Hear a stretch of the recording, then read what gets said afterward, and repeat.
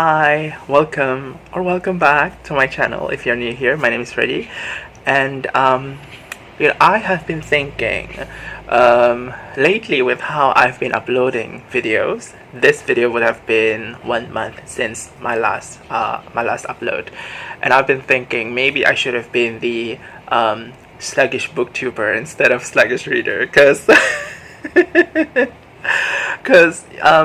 since I last uploaded my video, I have finished about 11 books. Now, granted, most of those books are smaller, shorter books, but I do think that that's kind of unbelievable for me. And my reading speed is still just kind of like almost similar. It's maybe slightly faster, but it wasn't like super fast that I was just only focusing on finishing books, and I want to talk about those books. However, I am thinking about splitting those books into different videos. My book talk into different videos, so I will still follow like my typical format, 3 books per video, which means that I'll be having something like 4 videos or so. Anyway, that leaves us with 3 books in this video. So the first 3 of those 11 books that I finished, these are really awesome books. Now, before I enter into a series of ramblings about these, I just kind of want to say why I haven't been uploading lately. So one thing, of course, is that I've been busy in school, and I've been focusing more energy on that. I find that my energy has been kind of limited recently, and so I have been prioritizing what things should get more of my energy. And for me at the time, I just thought that I would most of my energy on whatever that was going on in school. I was doing research, and also at the same time I'm focusing more on the reading aspect of it, because I feel like I've been really lucky so far that most of the books that I've finished recently have been amazing books. And because they've been amazing, I've been getting a lot, tons of motivation and drive to read. So for the next 3 or 4 videos, you're gonna see me raving about all of these books. Most of them. I do have some duds here and there. So yeah, and another thing is that my phone also has some space issues. Basically, I've been having a lot of things in my phone, and so that leaves me with limited storage, which means that as I'm recording this one, there's a good chance that I'm going to filling up the storage space in my phone to the max. So I am also trying to make this video a bit shorter than usual, but then again, when I get into recent reads mode, who knows how long the video could be like. But anyway, let's begin. So the first one I want to talk about is this book that I've started in June. Oh, it's too dark. Okay. In June, this is The Leopard by Giuseppe Tomasi di Lampedusa. I took my time with this book, and I thought that was simply worth it. This is about the Prince of Salina. His name is Prince Fabrizio, and this book is set in the middle, not exactly middle, sometime mid-19th century in Italy, where the unification of Italy is happening.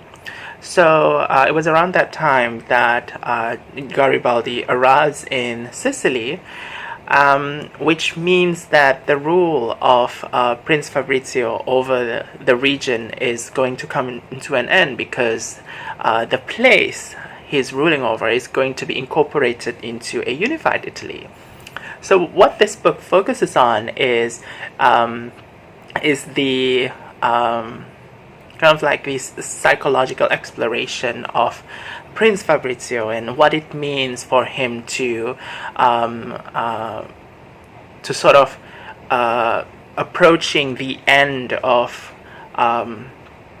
his time as a ruler of a particular place, a place that his family has always been ruled for so many years before. And it sort of gives us this kind of insight into his existential, can we say existential dread, sort of, that he has about what the end of this reign means for him, for his identity, for his family's legacy, for his family's history and all that. So it is a very inward focusing novel. And I was actually quite surprised, because I thought that it was going to be like kind of action-packed for some reason. But it turns out to be a really quiet, calming, sort of elegiac novel that sort of feels melancholic here and there as well.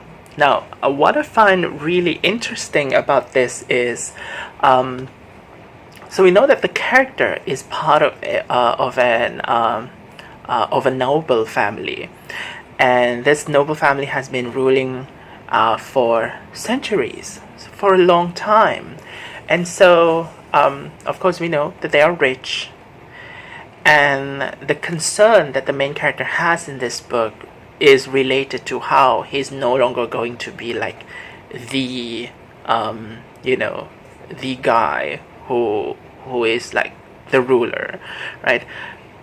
And this kind of concern does, at the hands of I would say less talented writer, this kind of concern would probably comes across as kind of superficial, very, I wouldn't say very, but sort of first world problem-ish, because even after he's no longer the ruler, after Sicily is going to be unified, incorporated under unified Italy, this guy's very likely, and his family very likely, is going to still be living a comfortable, rich life.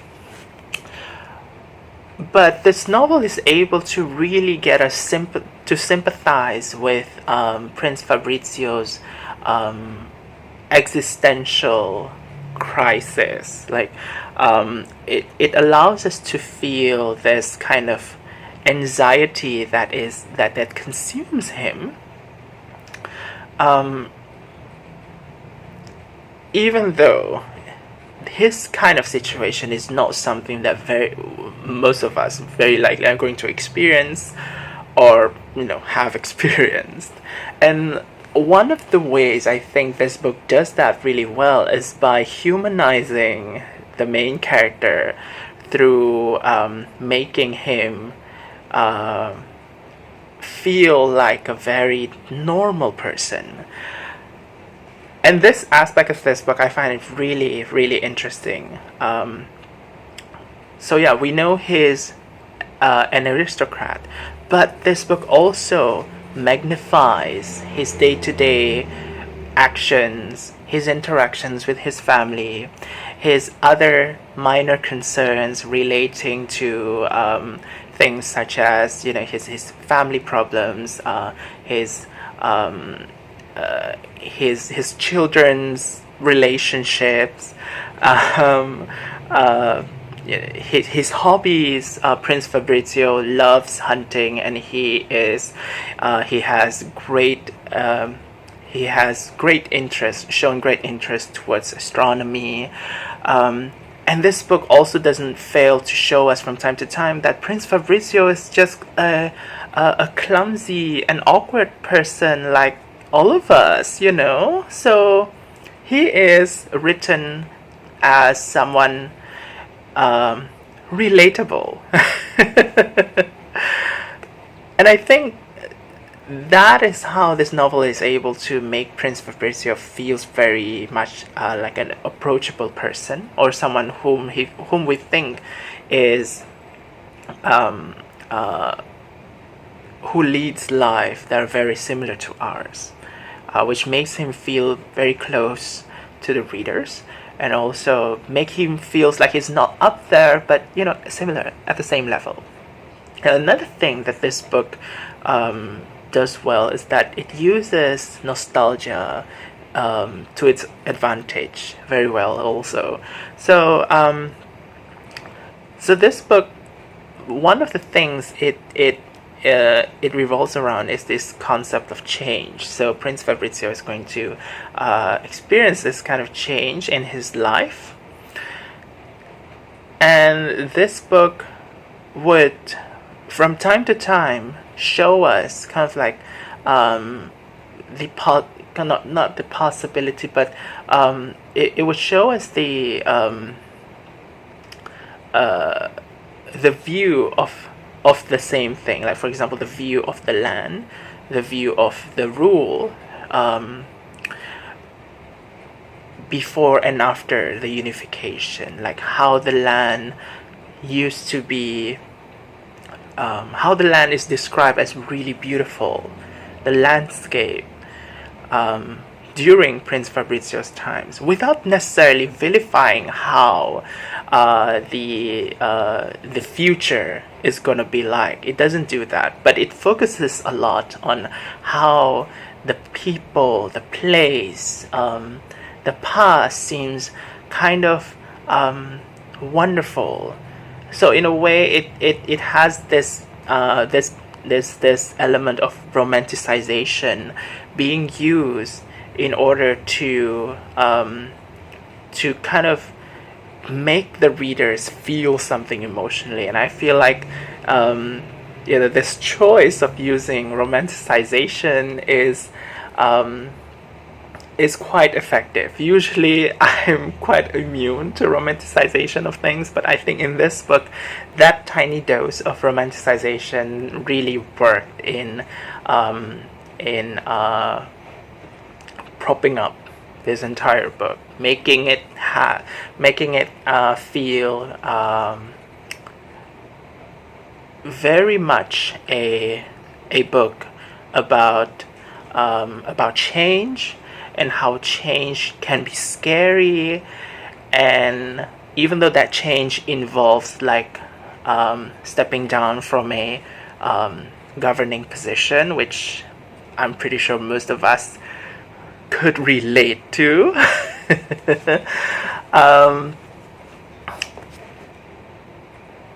It makes this idea of change feel like something that is very grounded, and you know, again, relatable. So I enjoyed this book so much. Really loved the final imagery in this book. If you have not read this, this is, you know, this is your this is my encouragement for you to read this and finish it all the way until the end, because that final scene is awesome. If you've read this, you would know what final scene I'm talking about. It has something to do with the animal, but it is done in this kind of like I don't know, would you call it there is a bit of a sad tone to it, but something a little bit farcical as well, a little bit irreverent, but also kind of melancholic. Yeah, and it sort of makes you feel kind of pensive. Anyway, that's it for The Leopard. Really wonderful book. So the next one I want to move on to and I think we've reached like 15 minutes. This one is The Waiting Years by Fumiko Enchi. Also a wonderful book. This book, I forgot. The translator for this one was originally written in in Italian. This book was translated by Archibald Colquhoun, translated into English, obviously. Anyway, back to this one. Okay, so this is The Waiting Years by Fumiko Enchi. This book was originally written in Japanese. It was published sometime in the 50s. And it was translated by John Bester into English. Anyway, this is another wonderful, wonderful read. I gave this one 5 out of 5 stars. So this book is set in late 19th century in Japan, and it follows a woman named Tomo who is married to a man named Yukitomo. So Yukitomo is someone who is rising up in his career in the government, and he is a bit of a, he's quite a man. One day, he wants his wife to find him a mistress. And basically his logic is that if he has a mistress that his wife picks for him, then, technically it should be okay, since, his wife would know about it. And Tomo, who has always been growing up and living in an environment where there's this, where she is kind of enveloped by the ideas that were very much based on patriarchy of the era, and how it is her wifely duty to obey her husband, pretty much does that. She goes out and finds him a young woman for her husband's mistress, and she indeed does, ends up finding a young woman for him. Her name is Suga, and Suga ends up living together with them as a maid, but at the same time both of them knows that Suga would also perform her mistress duties as well. Now, as a 21st century reader from somewhere outside Japan, I'm certainly quite intrigued by this premise. And it really grabbed my attention. But the thing is, that part about Tomo finding a mistress for her husband is only a small part of that book. That part only takes about like 1/9 of the book. The rest of the book also talks about this, their household and the dynamics that's going on in it, but it also introduces more characters. And with more characters being introduced, we also see more female characters joining this household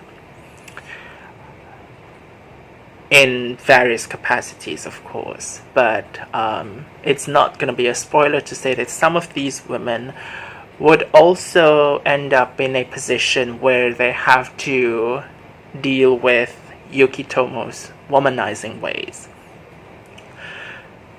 But the through line of this book is basically how Tomo responds to all of the things that is happening in her house, and how she pretty much has to juggle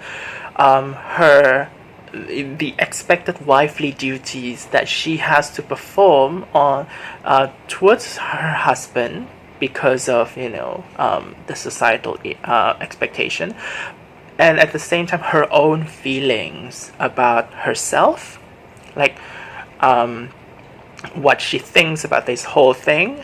And it wouldn't be a spoiler again to say that she's not really cool with all of the things that she has to do.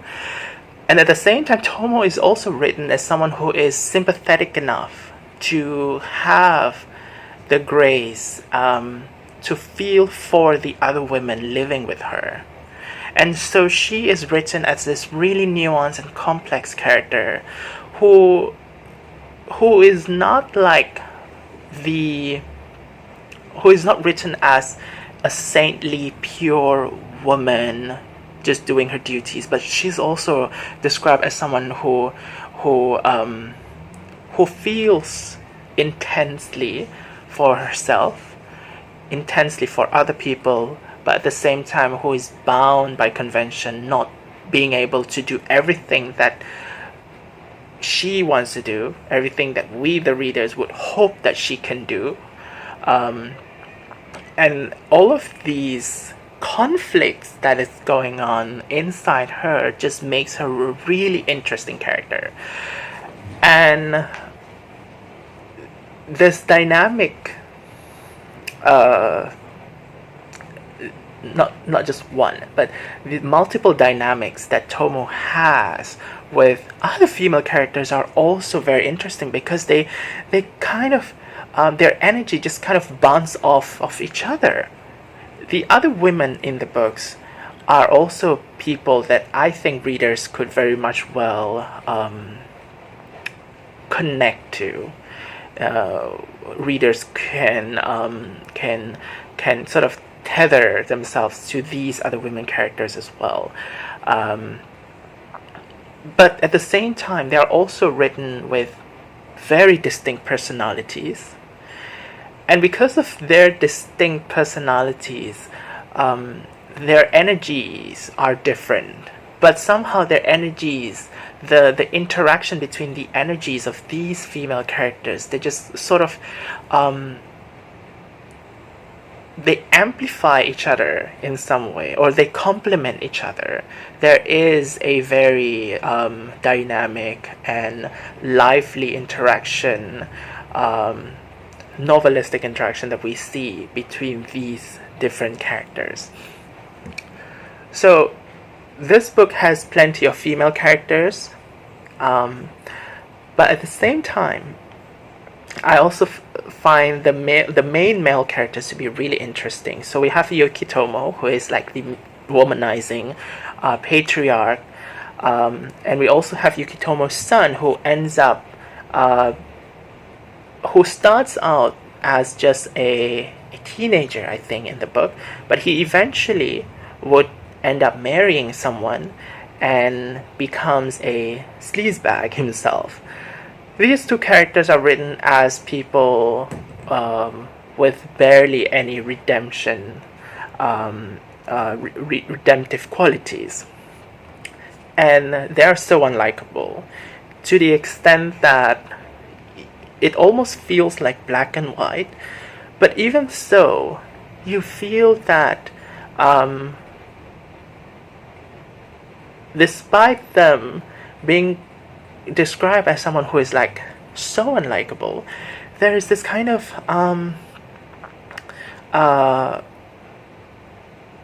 interesting feedback that they would produce whenever they react with sort of like the energies of all these other women characters. Now that is a way, I think that's a strange way of describing it, but that's kind of like how I feel. I feel like this book is pretty much a collection of how these characters interact with each other. All of them just sort of feeding off and bouncing each other's energy. And I think that is what makes this novel really wonderful for me, because it's not just a story of one or two particular person, but it's a story of one or two particular persons whose life is deeply entangled with others in a way that is super messy. Something else that this book also discusses, which is like the main thing, is the intersectionality between gender and power. And related to that, socioeconomic positions. We see many characters end up in Yukitomo's household because of the fact that they are poor, and Yukitomo's family is rich. And so, of course, there is a lot of discussion about how economic disparity sort of leads these characters into the situation that they are in.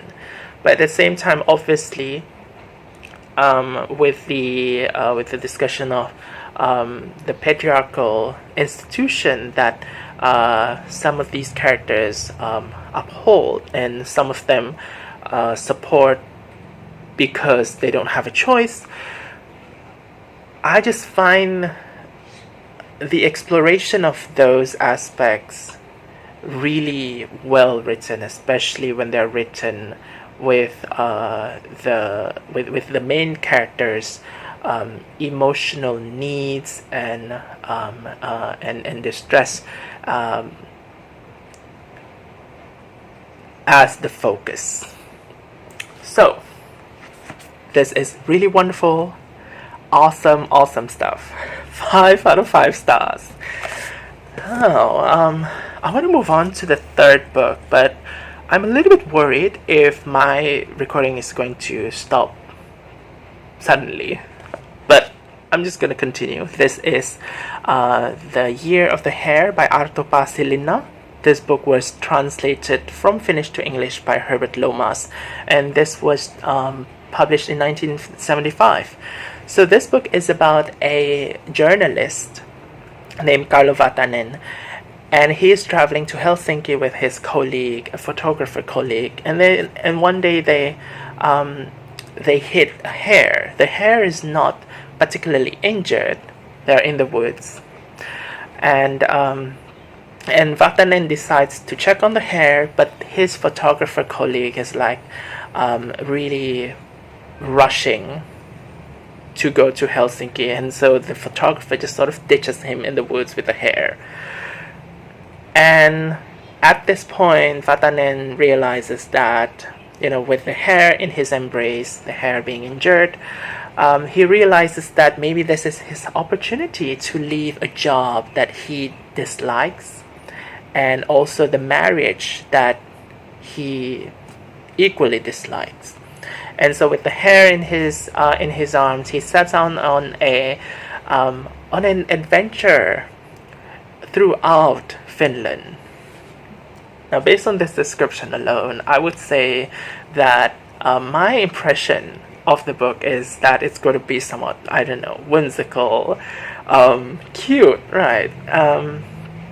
Because you have a cute animal being featured front and center. And the idea of bringing such animal into a thing called adventure, it certainly does entail some kind of whimsical imagery. But as it turns out, I decided that this book is not whimsical, but rather it is very slapstick. So the kind of adventure I'm talking about that the main character is involved in are adventures in which he would end up in the countryside of Finland at various places, and so he ends up getting involved into things such as forest fires, tending cows, interacting with country folks. But there are also moments in which Vatanen finds himself alone,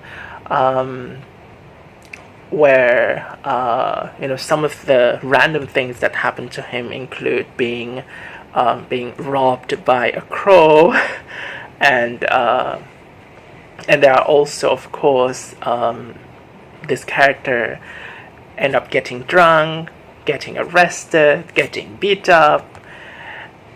And the absurdity of the adventure would extend itself to an even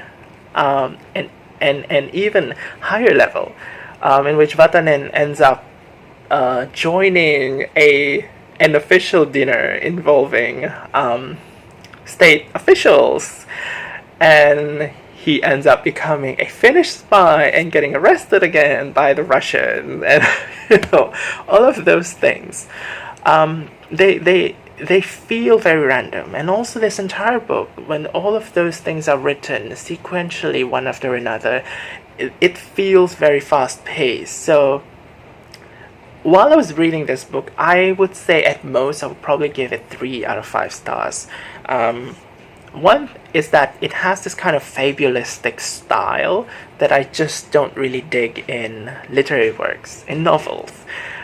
Because they tend to be really simple. And because of the pace of how this book is written, it makes the book and the character feel simple also. You don't get to see Vatanen linger in any of the places he ends up in. And the chapters are really short, and they move on to new places fairly quickly. And so you don't get to see more of Vatanen and more of the places he's in, more of the other characters that he interacts with.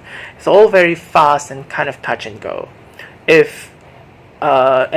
therefore, despite this book taking place at a over the span of in the area, a very big area, I would say the entire country, perhaps from south to north and back and forth, of Finland. You may expect something that feels kind of epic, but instead things just feel kind of brief at each checkpoint, so to speak. But I was able to maintain my intention and read all the way until the end. It was at the end, without giving you any spoilers, that my opinions about this book changed, because the end involves a bit of a reframing of sorts, in which whatever that was going on in this book is sort of filtered through a new lens. And that new lens gives this book a different sense of gravitas. Remember what I said when, how the chapters are really fast and you don't linger, and therefore you don't get to explore the meat of this book in great layers, right? The end of this book just sort of, in a way, justify that, but it gives this character Vatanen a new kind of aura, the kind that makes him feel, I don't know, without making it feel, without spoiling it, it makes this character feels kind of literary in a sense. So the ending effectively causes me to bump up the rating to, from 3 stars to 4 stars. Now, another thing that I find really interesting about this one is I feel like this book features a kind of humor that people who are familiar with Finnish society or Finnish culture, Finnish philosophy, would understand much better than I do. So I would say I don't understand every single humor or humorous bits in this book, but at the same time I find that there is a kind of humor in here, and that part I find really interesting.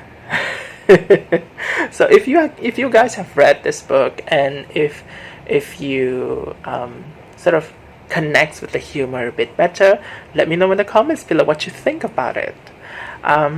Because I do think that much of this book isn't meant to be taken super seriously, because some parts just feel kind of absurd, kind of weird, and I feel like I've listened to enough Finnish pop songs to know what vittumainen means.